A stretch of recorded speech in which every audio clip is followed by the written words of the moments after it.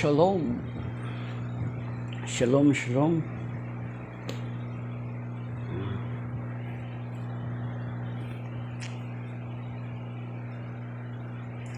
Shalom, my dear brothers and sisters.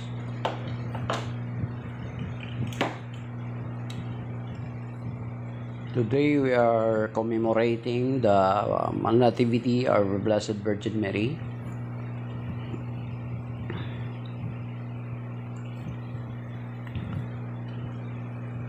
Okay. So we are commemorating, or we are celebrating the Nativity of our Blessed Virgin Mary. Okay. So may the Blessed Virgin Mary intercede for us, for our needs, and our needs for healing and deliverance. So, ang feast or nativity of our Blessed Mother is not written in the Bible, though it is not written. Kung makikita natin na kahit yung ibang mga importante na event sa buhay ni Mama Mary ay hindi naman nakasulat sa Biblia, ang hina-highlight lamang is yung ministry ng Panginoong Jesucristo. Kumbaga makikita natin na si Mama Mary ay napaka-humble, and siguro niloob na rin ng Panginoon na she doesn't want na lahat ng mga ginawa niyang mabubuti na or parte ng kanyang buhay ay hindi na itala. Kasi kung makita natin, all throughout the scripture, ilang beses lamang nagsalita ang isinulat na itala yung mga sinabi ni Mama Mary, di ba? Doon sa conversation sa angel, and then yun lang, and then yung Magnificat niya, yung usapan nila ni Saint Elizabeth nang pumunta sa kay Saint Elizabeth, yun lang. And then yung doon sa miracle at the wedding feast at Cana sa John chapter 2. And then yung sa Luke chapter 1, yung nativity, yung announcement ng nativity ng Panginoong Jesucristo, yun lang. And then even sa Saint Joseph, di ba, napakahalaga ng role nila sa buhay ng Panginoong Jesucristo. Pero sa Saint Joseph, all throughout the New Testament, wala pa akong nakita na may naitala na binanggit na salita sa Saint Joseph. So hindi naman sinabi na pipi si Saint Joseph, pero all through out his life ay wala ring naitala patungkol kay Saint Joseph, mga kapatid, na mga binanggit niya. Every time na kausapin siya ng Panginoon, ang ginagawa laging na binabanggit patungkol sa kanya is yung kanyang obedience. Yan. Then sa Mama Mary naman, ilan lang. Then yung kanyang nativity ay hindi na hinighlight sa banal na kasulatan, kasi kung titingnan natin, may sinabi din naman doon sa last part ng John chapter, sa last part ng Gospel according to St. John, na isulat lamang at naitala yung mga bagay-bagay na upang sumampalataya tayo na ang Panginoon Jesucristo ang Mesiyas. Hanapin natin na John 20 verse 31, but these are written, sa verse 30 to 31, now Jesus did many other signs in the presence of his disciples that are not written in this book. Kahit ang Panginoon Jesucristo, marami siyang ginawa na hindi na itala sa banal na kasulatan.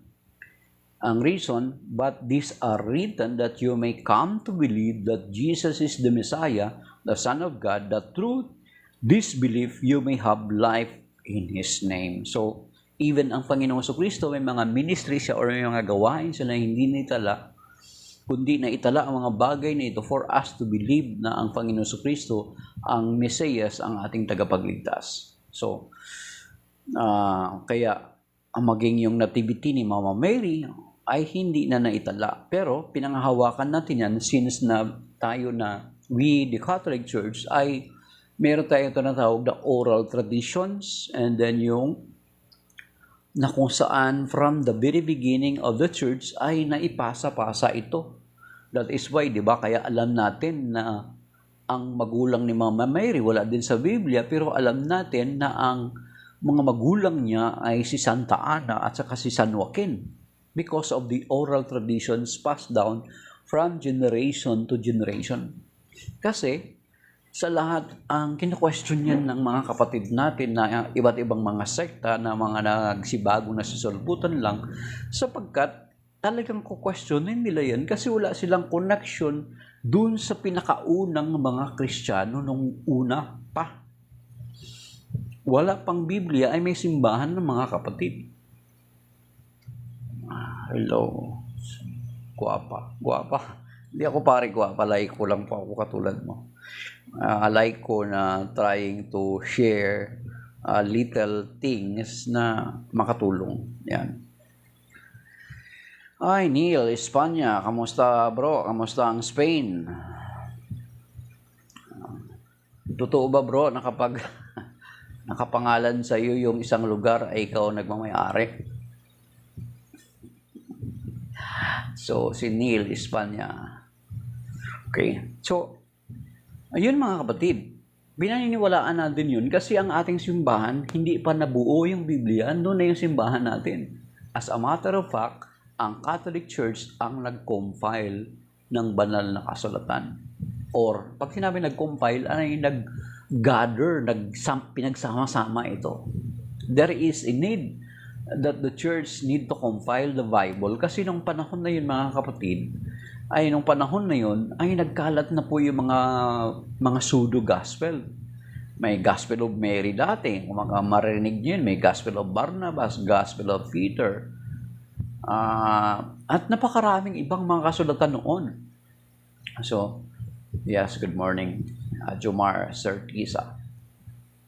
Okay, si Batang. So, napakarami pong mga gospel na mga pseudo-gospel written during this time. So, the church in its power and authority given by the Lord dun sa Matthew 16, di ba?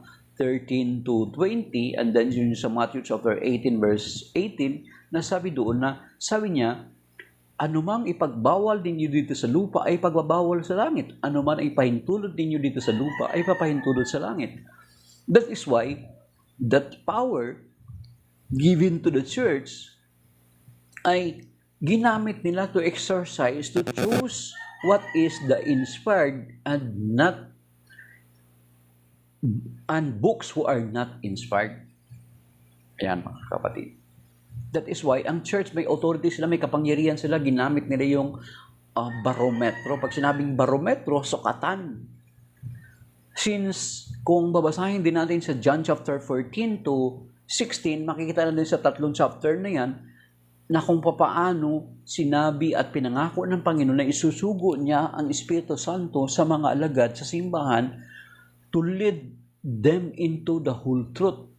Ayan, basahin niyo sa John chapter 14 kung ano yung ministry ng Espiritu Santo. Doon makikita natin. Good morning po, Sinaida de la Cruz. Ayan. Good morning po. Makikita natin doon na yung ministry ng Espiritu Santo. So through the Holy Spirit, ay i-determine ng simbahan kung ano yung mga inspired and ano yung hindi. Siguro mga kapatid, kung hindi ginawa ng simbahan yun, ay pinabayaan lang ng simbahan at nagsarili lang siya na ito yung para sa atin, and then pinapatent niya yung Biblia, abay, baka ang mga protestante is, thank you, ang mga protestante sa ngayon, kung tayo ng Katoliko ay maramot tayo, kung pinapatent ng Catholic Church yung canon of Scripture na meron tayong 73, baka siguro ngayon ang mga protestante, sa dami-dami ng mga protestante ngayon, baka bawat iba't ibang mga sekta ay may sarili-sarili silang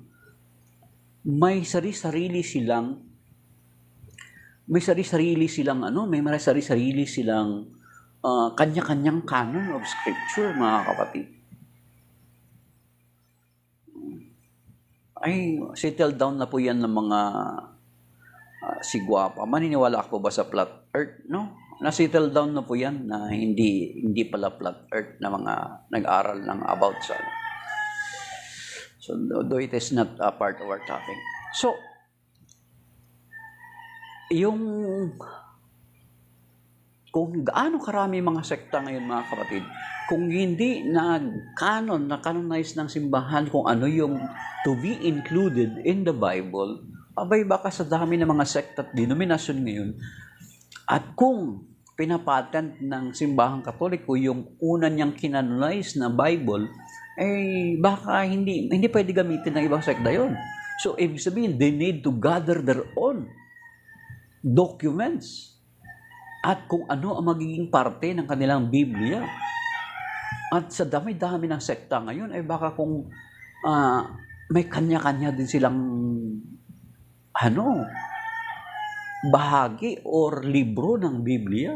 Kasi noon, napakarami pong mga kasulatan ang nag-exist during those times. That is why the church gathered and compiled what is to be included.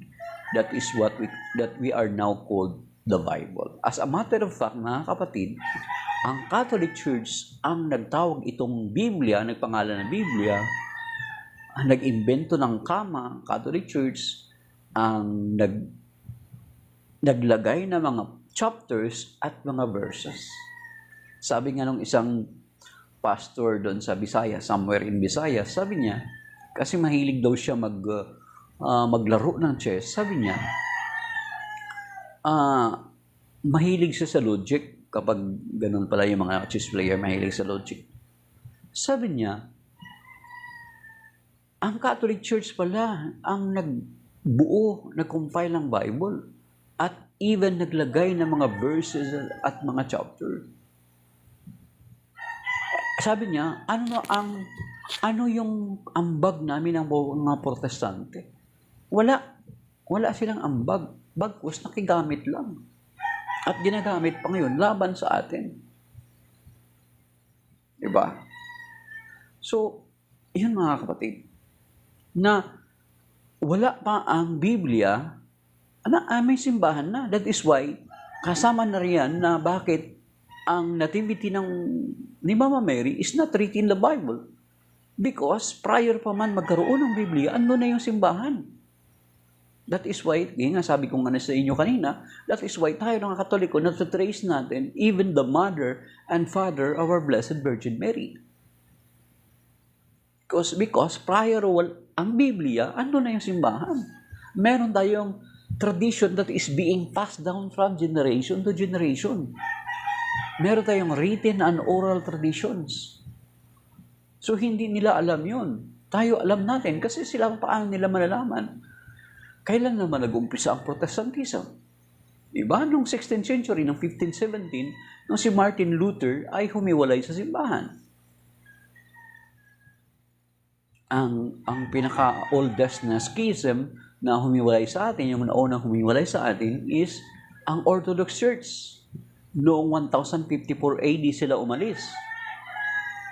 Kaya tingnan nyo yung mga structure or liturgy ng Orthodox is almost the same with us. Yung mga pari lang nila nag-aasawa at hindi nila kinikilala ang Pope.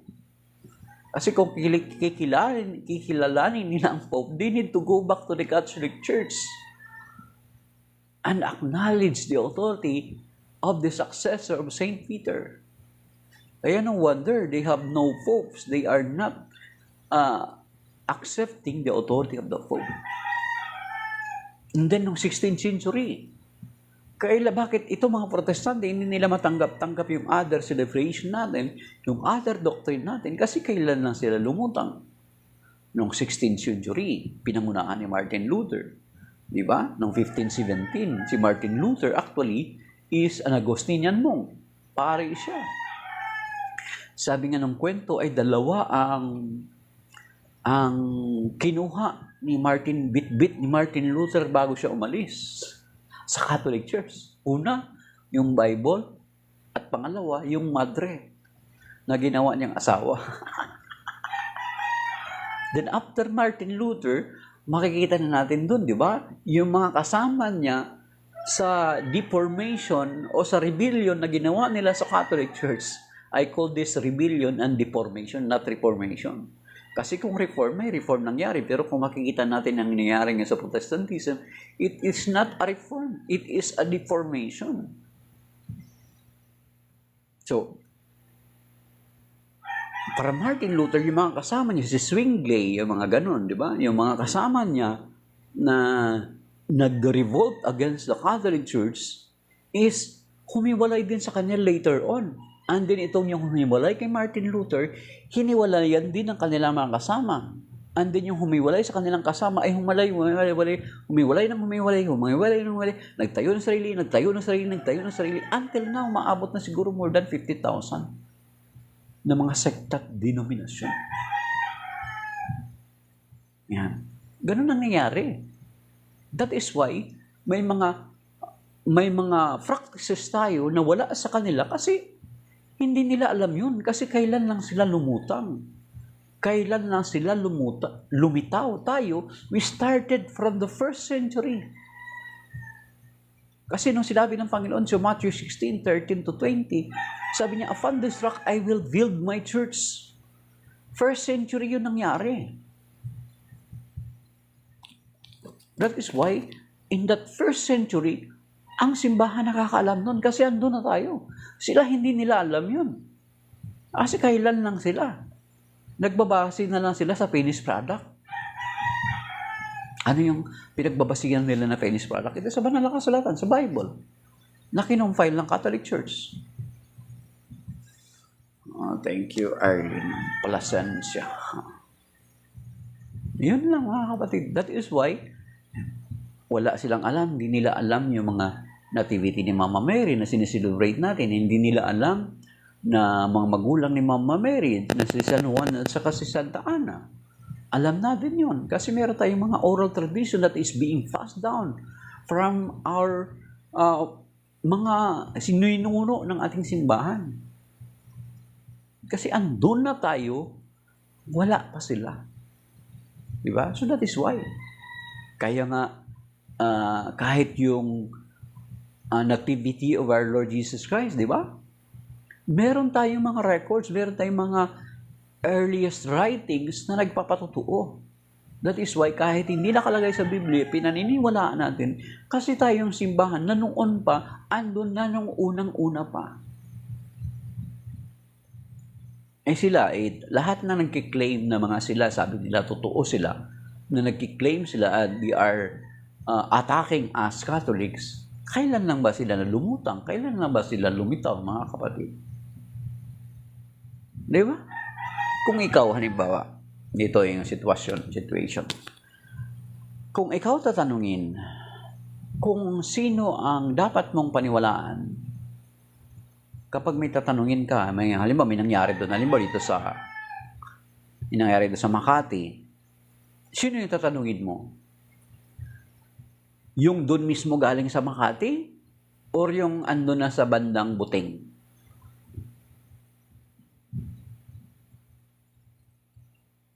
Sino mas paniniwalaan mo na magkukwento? Yung andun mismo siya sa Makati, nang galing siya doon sa Makati, or yung ito lamang na tao, nandito nan sa Buting, sa bandang Buting, or sa San Joaquin, na nakarinig lamang ng balita, galing din doon sa pinakamismong lugar ng Makati.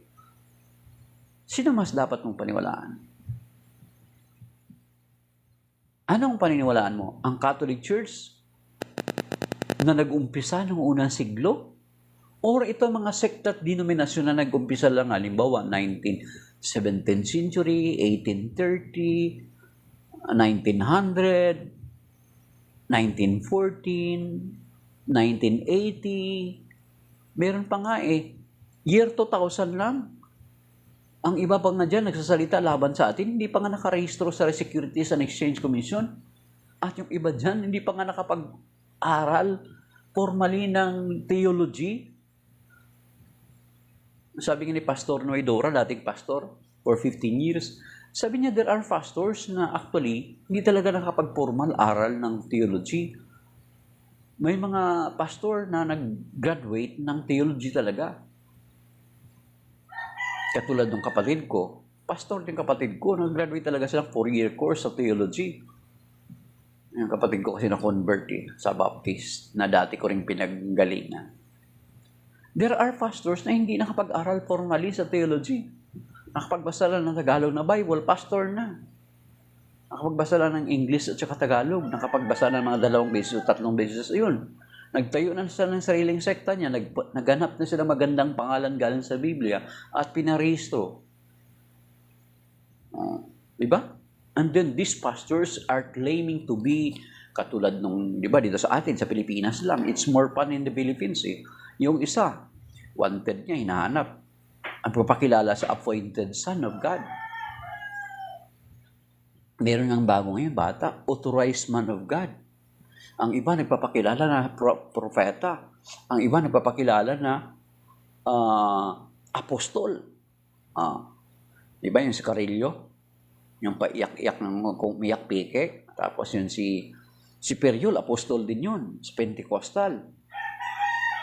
Yung mga miyembro niya, yung nagpipreach sa mga palengke-palengke at may mga basket at sa mga bases. Yan.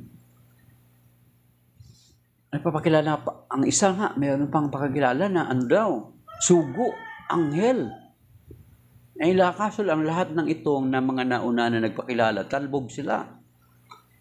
Meron pa ngayon Master Pope, bago. Meron pa ngayon bago na Master Pope na ang asawa niya raw, resurrected body ni asawa ni Abraham. Ang dami na mga kapatid. Lahat ng itong mga nag-claim na talbugan sila ni Kibuloy. Dangan nga lang, si Kibuloy ay nagtatago ngayon. Di ba? Ano ang claim na title na ginamit ni Kibuloy? Appointed Son of God. At siya pa raw ang pipirma ng kaligtasan natin. Hindi lahat ng mga nauna sa kanya, talbog lahat. Dapat tinutulungan nila ngayon si Kibuloy kasi mas mataas yung kinuha ni Kibuloy na title. So you see, mga kapatid. So, yun ang sinasabi ko sa inyo. Sino yung paniniwalaan mo? Yung andun na sa pasimula ng unang siglo pa lang na meet ang Panginoong Jesucristo? And then, yung mga successor niya nagpatuloy na nagpatuloy? Or yung paniniwalaan mo lang nung 16th century lang? Yung kay Martin Luther? Ang Anglican, Episcopalian, Methodist, Baptist, Presbyterian, Seventh-day Adventist. Take note na, tingnan mo lahat yan. Ikumpara mo, tingnan mo, ano na yun? Information age na po tayo mga kapatid ngayon, mga kapatid. I-try nyo. Tanungin mo, sino yung founder ng ganitong sekta? Sinong founder yung ganitong sekta? Sinong founder yung ganitong sekta? Google will give you the answer. Of course, kung sila ang tatanungin mo, sasabihin nila, who is the founder of the Catholic Church? Ang sasabihin nila, si Constantine, si Ignacio. Pero i-check nyo kung sino si Constantine, i-google nyo. I-check nyo kung sino si San Ignacio, i-google nyo. Di ba? Remember, prior ma-convert si Constantine, mga kapatid, ay una muna na-convert yung kanyang nanay ni Santa Elena. So, kung si Constantine ang founder, saan na-convert na simbahan yung nanay ni Constantine, na si Santa Elena? Kasi late lang ang conversion ni Constantine. Si Ignacio na naman, sabi ng mga 1914 natin mga kapatid. Si Ignacio raw. Hindi si Ignacio, kung baga sukan, ito yung situation na, si Ignacio ay dinescribe niya lang ang simbahan as Catholic. As Catholic Church, sa sulat niya sa mga Smyrnians. Nagsabi doon si Saint Ignacio sa kanyang sulat sa Smyrnians, where there is the bishop appears, there also the Catholic Church. That was written around 107 to 110 AD. Mga kapatid, dinescribe niya lang that the church is Catholic, universal, lumalaganap. Katulad sa Genesis, balikan niyo yung Genesis, di ba? Inilapit ng Panginoon ng mga hayop kina Adan at Eva at sila ang nagpangalan.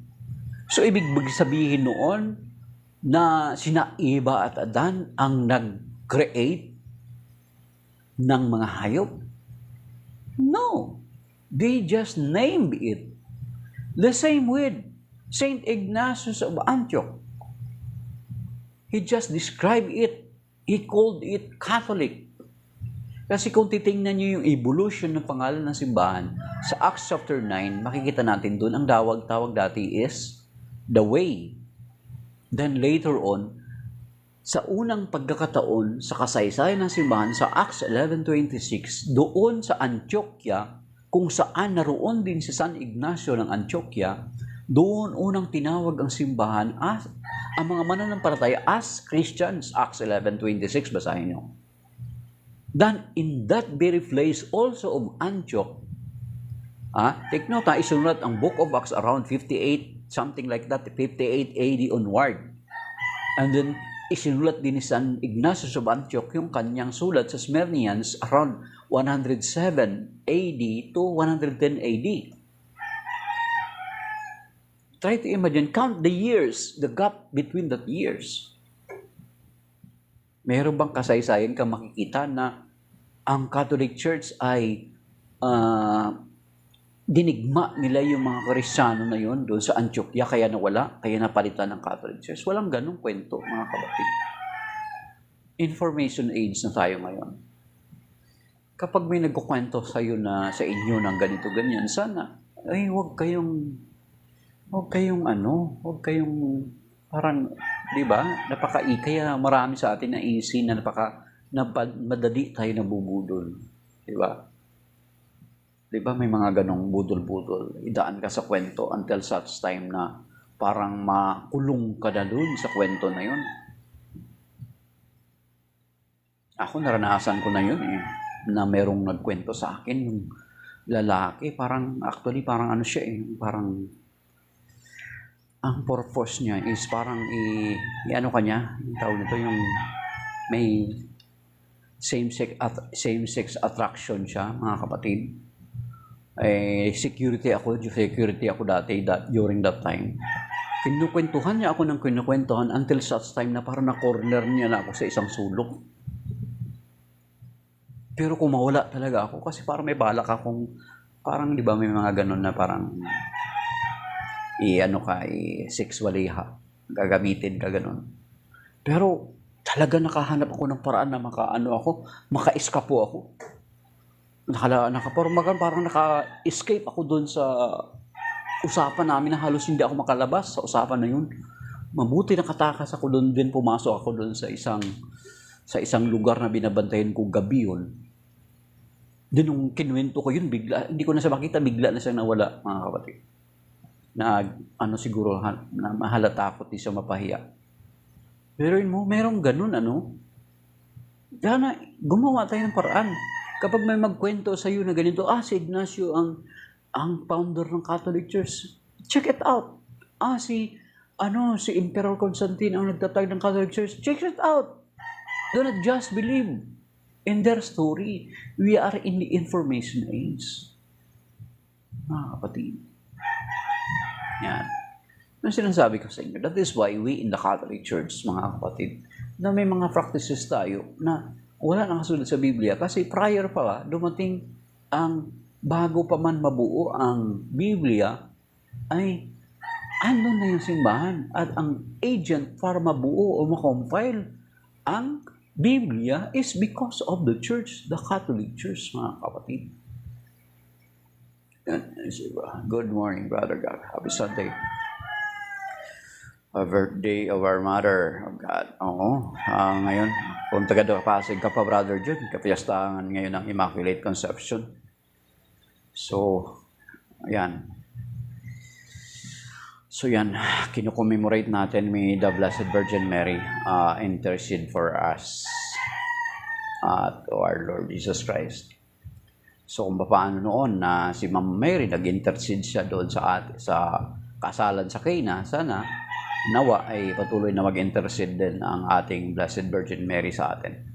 Kasi katulad nung kanina, binanggit ko rin yan sa prayer intercession ko, na ang angels and mga saints, mga kapatid, biblically speaking, ay nag-i-intercede for us. That is why maririnig natin palagi na pray for us. Diba? Lagi natin sinasabing pray for us. Because very clear sa Bible na ang mga angels and the saints are interceding for us. Yung paborito ko na binabanggit yung sa Tobit chapter 12, verse 12. Kaya nga, isa yan sa mga aklat ng tinanggal ng mga protestante, hindi nila kinikilala as inspired. Kasi may mga bagay dyan na nababanggit na salungat sa kanilang pananampalataya. Then sa Revelation chapter 4, di ba? And then yung sa Revelation 5, 8, and 9, di ba? Nabanggit na yan, binanggit na natin kanina. Ang mga santo natin ay nag-i-intercede for us. Ito sabi dito sa Revelation chapter 4. Okay.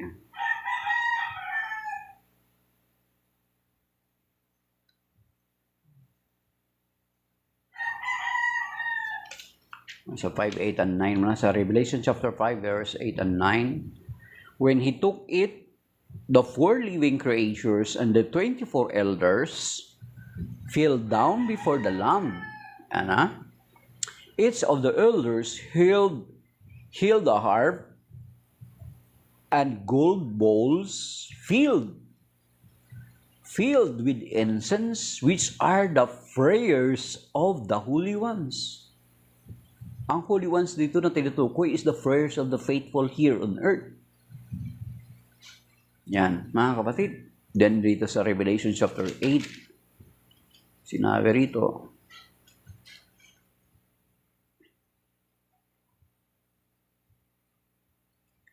verse 3, another angel came and stood at the altar, holding a gold censer. He was given a great quantity of incense to offer,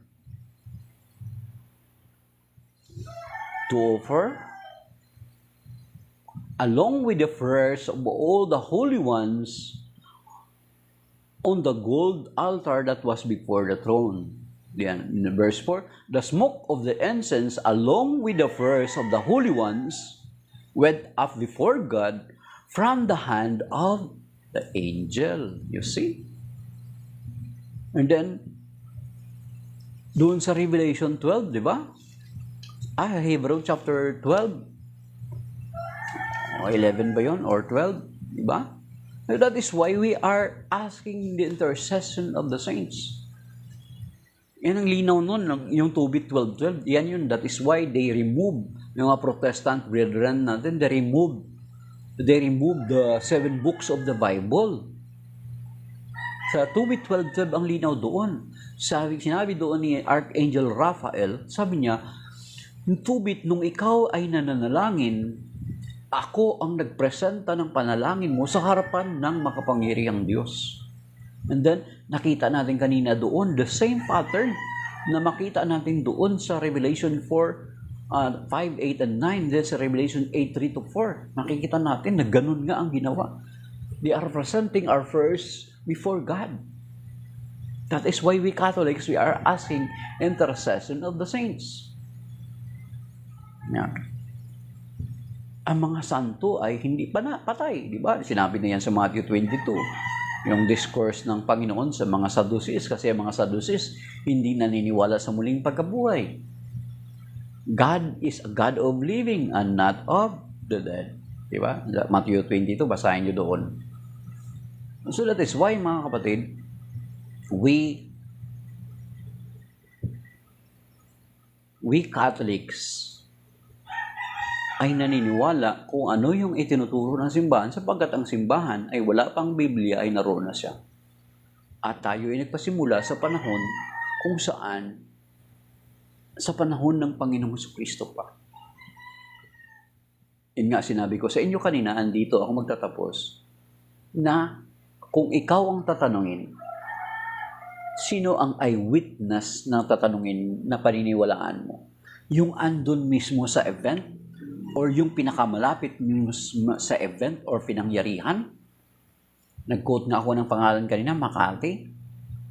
yung sino ang paniniwalaan mo, yung doon mismo sa Makati, sa pinangyarihan, malapit sa Makati, or yung paniniwalaan mo dito na banda sa Buting o sa San Joaquin.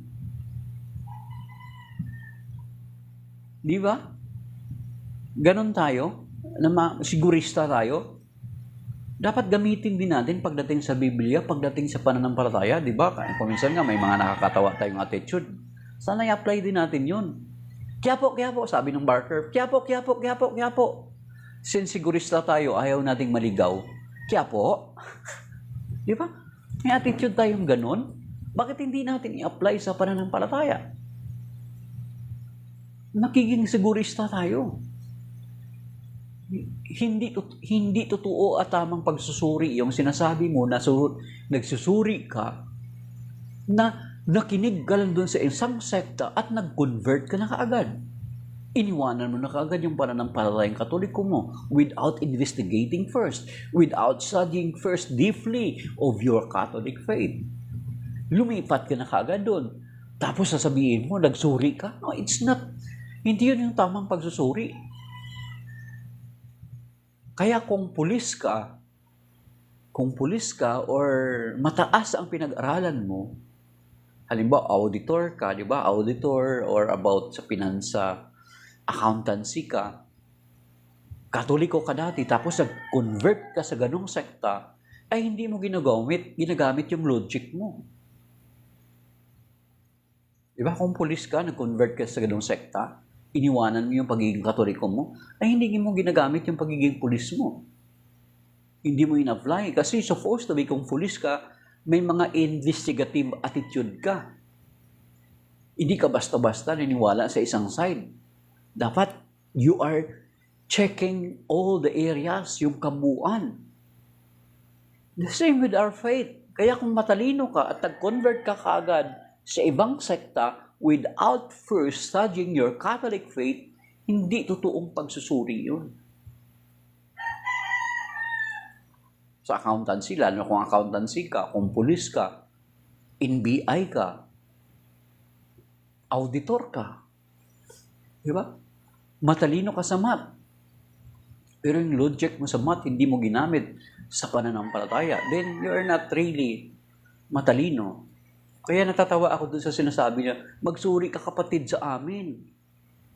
Hindi ganon yung tamang pagsusuri. Ang tamang pagsusuri, suriin mo yung kabuuan. Of course, sige, pakinggan ko kayo. Of course, I will not immediately jump into conclusion na tama yung sinasabi niyo. Aalamin ko rin ang aking pananampalatayang Katoliko. Kaya hindi ko alam kung totoo itong kwento na ito, mga kapatid. Merong isang lalaki na ang girlfriend niya, mahal niya, natural. Parang sinabihan silang pamilya na prior siya ipakasal sa anak is he need to convert sa kanilang pananampalataya. Pero ang sabi ng lalaki, but I have to consider first to study my Catholic faith. Hindi. Yun yung tamang rason. Mag-convert ka na hindi mo pa alam yung pananampalataya mo. Tapos i-embrace mo na lang yung pananampalatayang bago na hindi mo muna inaalam at kinukonsider na alamin yung pinanggalingan ng pananampalataya mo or ng mga ninuno mo. Then hindi justice yun. Hindi yun tamang pagsusuri. Ang pagsusuri is tingnan mo sa kabuuan. Yan, mga kapatid. So, it's panahon natin, information age. Let us check everything. Let us ika-counter-check natin palagi. Huwag tayong basta-bastang maniwala. Kung baga sa mga huwag tayong magpabudol. I-counter-check natin palagi. Kasi kung hindi natin yan gagawin, kung papaano nabubudol ka sa ibang bagay, ay lalo na rin, kaya ganyan din, na mabubudol ka rin sa pananampalataya. Dapat alamin muna natin, mga kapatid. Information age na ngayon, kaya dapat expected na dapat mas matalino tayo. Huwag yung basta-basta ka lang maniwala na, kami yung totoo kasi kami nakasulat sa Biblia. Diba? Yun ang kalimitan ngayon. Na sinasabi niya, kami ang natotoo kasi kami nasasulat sa Biblia. Kami dyan, Roma 16:16, o di kaya Acts 20:28, 1 Timothy 3:15, kami yun, pangalan namin yun. Ganun ba ang laro? Kukwentuhan ko kayo. Kumo ba ang Jollibee ay may mukha ng Jollibee ng bubuyog? Bubuyog ba may-ari ng Jollibee? Ang Jose Rizal University, si Jose Rizal ba ang nag-found at nagmamay-ari? Ang Philippine Airlines, ang Pilipinas pa rin ba ang may-ari?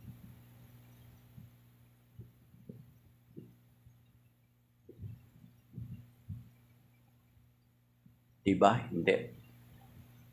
They just used the name of that certain person, but it does not mean na yung taong nakapangalan doon na siya ay may-ari. Ganon din yung mga nag-claim na sila daw ang totoo kasi sila yung nasa Biblia. Tanungin natin, nung isinulat ba ang Biblia, isinulat yan, yung part na yan ng passage ng Scripture, itong mga nag-aangkin na yan ay naroon na nung panahon na yan kung saan yan isinulat? Of course, they are not. Hindi nila ma-reconcile yun. Then who? Then how they dare to use na sabihin nila at napaniwala ka na sila yan? Halimbawa, Roma 16:16. Isinulat yan around mga 1st century, mga around AD 50 onward. Isinulat yan specifically for that Christian community na nag-exist during those times sa panahon na yon, noong 1st century. Tanong, ando na ba sila? Wala. Kailan na sila? 1914, year to 1980, year 1830. Then, paano nila ma-reconcile yung part ng Bible na yun sa kanilang existence? Mga kapatid, gamitin natin yung investigative attitude natin. Kasi kung once na ginamit natin yan, in all areas, magiging mapanuri. Pagdating mo pa lang sa lugar, pagdating mo pa lang sa isang lugar, ka na kagad, yung mata mo, tinitingnan mo na kagad ang lahat ng mga situation.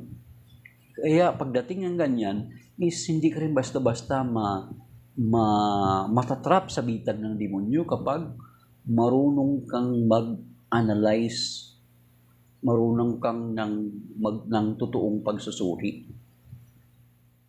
Diba? So yung mga nagkiklaim na yun, failed sila.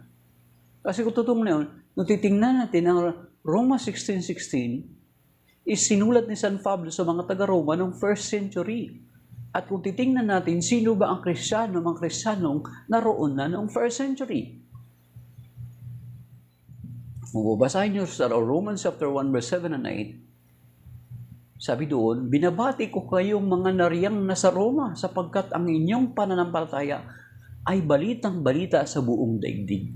In that 1st century period, ano ba ang simbahang meron doon that until now is existing? Di ba? The Catholic Church, mga kapatid. Nothing else. Yun, mga kapatid. So that is why tayo na mga Katoliko naniniwala na merong ganito, merong Nativity of the Blessed Virgin Mary, nalaman natin ang kanyang mga magulang si Santa Ana at si San Joaquin because of the oral tradition that is handed down to us from that period of time until now na may preserve ng ating simbahan.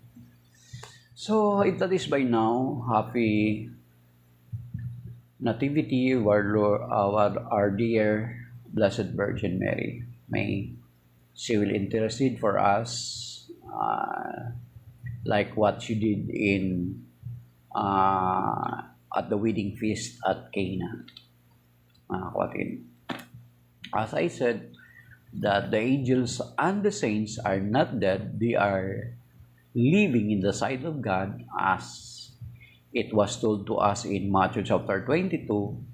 And also the scripture, the Bible is attesting to it that they are interceding for us. Tobit 12:12, Revelation chapter 8 verse 3 to 4, Revelation 5:8 and 9, and then doon sa Hebrew chapter 12 verse sa Hebrew, also in Hebrew. Okay, binanggit din doon that they are interceding for us. Okay, Hebrew 12:22 to 23. Yan mga kapatid. So, maybe that is by now mga kapatid. Shalom, and may God bless us all and keep us safe and sound today and always. Amen. Thank you sa mga nag-join, nag-like at sa mga apat na nag-share. Shalom mga kapatid.